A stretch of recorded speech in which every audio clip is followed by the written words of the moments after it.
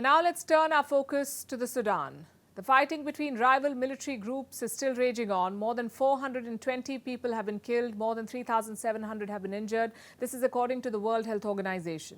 A ceasefire was declared during Eid, a 72-hour ceasefire, but it wasn't a great success. Violent clashes kept erupting throughout the weekend. There were breathers in between, and that's the window that the world was looking for. Many countries carried out special operations. They evacuated their citizens from the Sudan. The US, the UK, France and Germany pulled out some of their diplomatic staff. They flew military helicopters and transport aircraft into an airfield near Sudan's capital, Khartoum. It has been a complex operation and it has been a successful operation. First, the staff of the European Union, 21 people, are already in Europe, and many more European Union citizens and others are already out of Sudan. I cannot give you the concrete figure, more than 1,000 people for sure.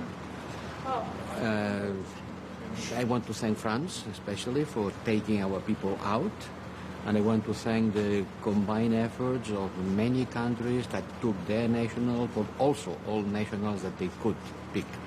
These other nationals that France picked up include Indians. We don't know how many, but we can tell you that some of them were Indians. France evacuated people from 28 other countries. A total of 388 people were flown out of the Sudan on Sunday night. The US and European nations were in talks with the Sudanese army, and that's how they managed to rescue their diplomatic staff. They got Sudan's de facto leader, Abdel Fattah al-Burhan, to allow aircraft into a Sudanese airbase. Some countries rescued their citizens by sea. Yesterday, a convoy had set out from Khartoum to Port Sudan at the Red Sea. Evacuation was long. We moved from an area in Khartoum to another area that is far from Khartoum, around 1,200 to 1,300 kilometers. We moved by land.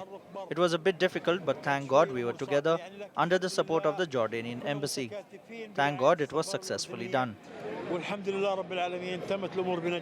Jordan picked up some of its citizens. Saudi Arabia evacuated 91 Saudi nationals and about 66 people from other countries from this port.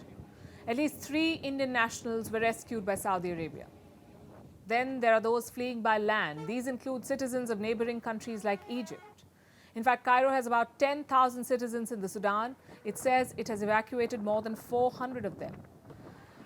And of course, there are Sudanese people who want to escape the fighting as well. Almost 20,000 have fled to neighboring Chad. It's mostly people from areas in western Sudan, like the Darfur region. But hundreds of people, locals and foreigners, are still trapped in the Sudan. Most countries have asked their citizens to stay indoors, away from the fighting, and this includes India. There are about 3,000 Indian nationals in Sudan at the moment, both diplomatic staff and people who settled there over the past few decades. New Delhi is poised to conduct a rescue operation. It has positioned 2 C-130J military transport aircraft in Jeddah in Saudi Arabia. It has also sent a naval ship to Port Sudan. But like most other countries, India is waiting for the right time. Why aren't all nations rushing to the rescue? Because it's extremely complex. First, the Sudan's airspace is closed as the battle rages on. The Sudanese army is conducting airstrikes on rebel positions. Khartoum is the focal point for much of the violence, and it's also unfortunately where most foreigners are trapped. It took almost a week for the US and European nations to get the nod to fly out their citizens. And even then, it was a dangerous mission.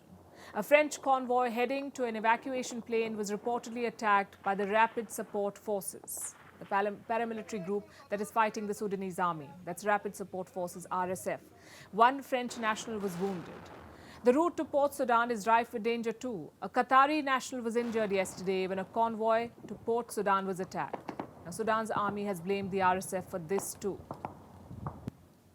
Neither France nor Qatar commented immediately after these incidents. Clearly, no one wants to aggravate the situation or the tensions. For every country, the top priority at the moment is to bring their people back home safe and sound.